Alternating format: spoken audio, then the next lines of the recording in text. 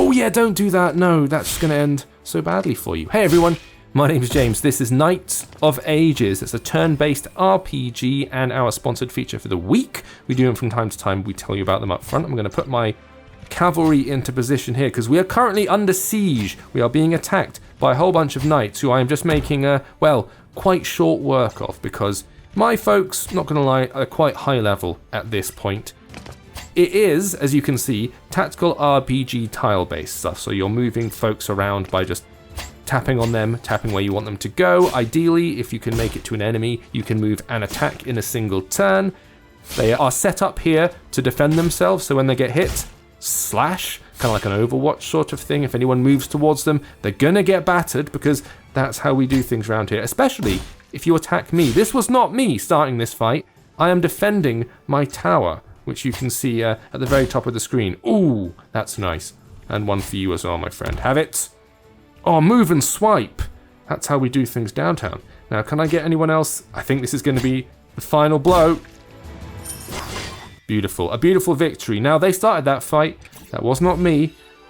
Right, level up for my mercenary band. And here, as you can see, is the map. This is the kingdom, which we are currently basically taking control of. If I zoom out, there's quite a lot left still to unlock, but even in just this one zone, this one bit of the realm, there are a lot of castles to siege, a lot of taverns to visit and get missions from, and of course, a lot of mercenaries to find and acquire. So here you can see my current team. You'll notice some non-English text because I'm using an international build of the game.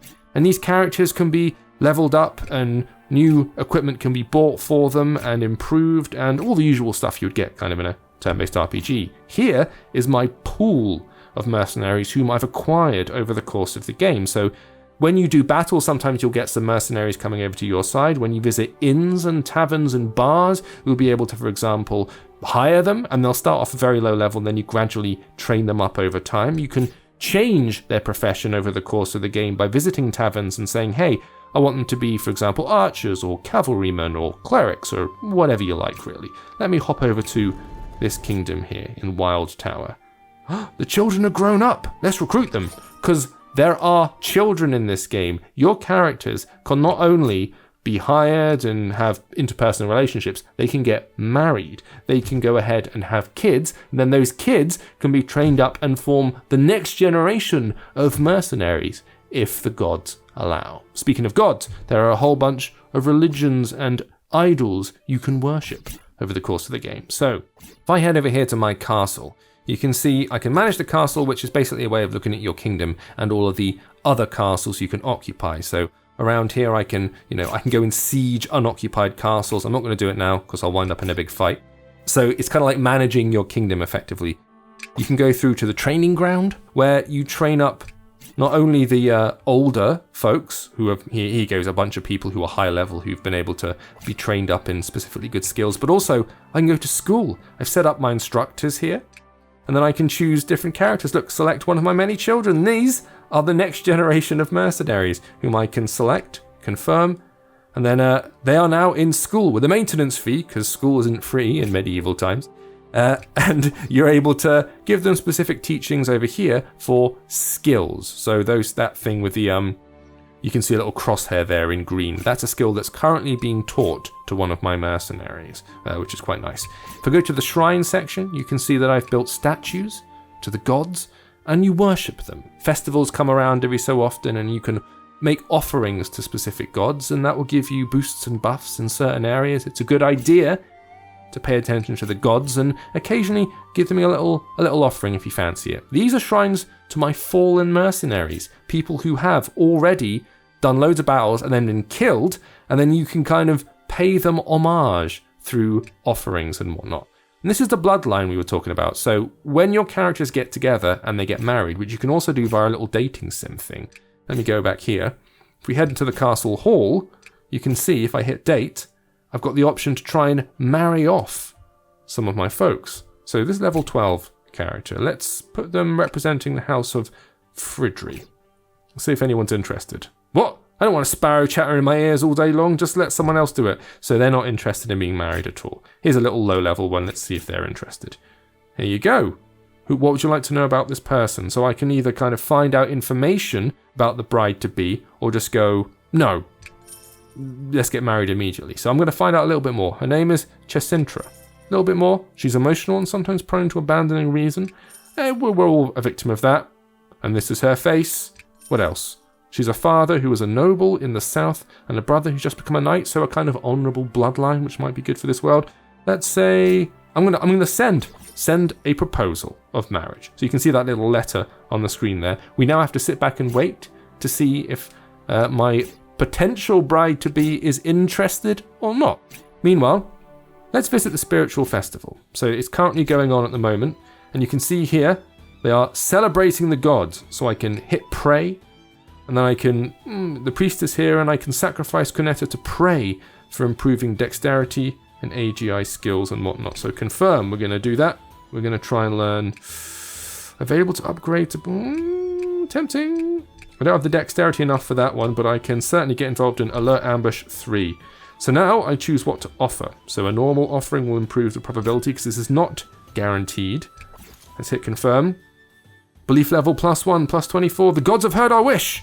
Hey, good stuff. So you see, it really is of benefit to try and get involved with the religious aspect. If I head over to the tavern, you can see this is where I can recruit new infantry. So if I hit recruit there, it shows you the stats of whom I've just hired, and they get added to the pile. And you can also go and pick up missions from places if they have them available. There's a sundry store if I want to go and buy bits and bobs to, tack on to my characters and improve, for example, their clothing and whatnot. And a barbershop if I want to change their haircut, because you've got to have that. You've got to pay attention to your look, It's important. So if I hit mission, these are the ones I have currently available. Some you have to actually pay to accept. Some are free, and they'll give you the level indicator as well. So these are urgent quests. I'm going to go for the urgent quests. This seems like something that needs to be done, and done quick. Let's go to the blue sword and get stuck into battle. Escort the miners through the battlefield. Right. So miners need to get up to those green squares, and you can see we're all clustered around that one miner. I'm going to go quite aggressive with it. So we'll hit battle. You can move your troops around at the beginning of battle during one turn if you want to, but I'm not going to do that. I'm just going to immediately start wailing on people because my sword is big and it must be appeased. I'm going to dive straight up here. You go over here. You guys, I was going to say form a protective phalanx, but no, I'm just going to send them straight out because, frankly, I'm over-leveled for these folks. They're 60 and I'm like 100 and something. Yeah, I'm already set up to retaliate when I get hit, so yeah. That's just going to be death for you, I'm afraid. Right, here we go. One hits, insta-doom. Now this is a fight that I'm starting, so those missions you take on, you'll get rewards for them, but equally, if you go around and start conquering castles and whatnot, occasionally those castles are going to get sieged and you have to get into defending yourself, which I was doing before we started recording here. Also, you can get stuck into a bit of PvP if you want to. There are arenas where you can do battle with other folks as well, if you so desire. We've got one person who can still move. Anybody left? Just this one person, really. Let's see who they attack. Oh no, 2 people, I lie. I've only got one insta-retaliation, so let's just go, bosh! Will that just knock this fight out? Will we have to continue to... Oh no, look, more people have appeared from the far side. Oh no. Right. Let's get involved. This may be trickier than I initially thought. Go! Eek. I've currently got a lot of people who are trained up in the cavalry right now, but you can, of course, also choose other professions, as I mentioned. Now, some of the more interesting ones, because you've got like your cavalry and your standard soldiers and whatnot. In fact, I can show you in just a second. But you've also got some more interesting ones, like magi and clerics and things like that. Whoa! We've got a proposal! Chesintra's going for it! True love with Franz! This is great. Right, so... shall we go for the village banquet, the blessed reception, or the castle ball? I'm thinking of going all out for this. Oh, I don't have enough sheep. You see, you require resources in order to do certain ones, and I don't have enough. So I think we'll do a short gathering. With the auspices of the priest, the bride and groom follow the ancient customs. I formally vow to follow the God's will. Me too. Let's get married and have loads of kids. So, a fairly quick but comprehensive intro to the game. If you are interested in taking a look at this yourself, it is currently available to download for free on iPhone, iPad, and Android devices too. The name is Knights of Ages. Thank you for watching. I'll see you next time.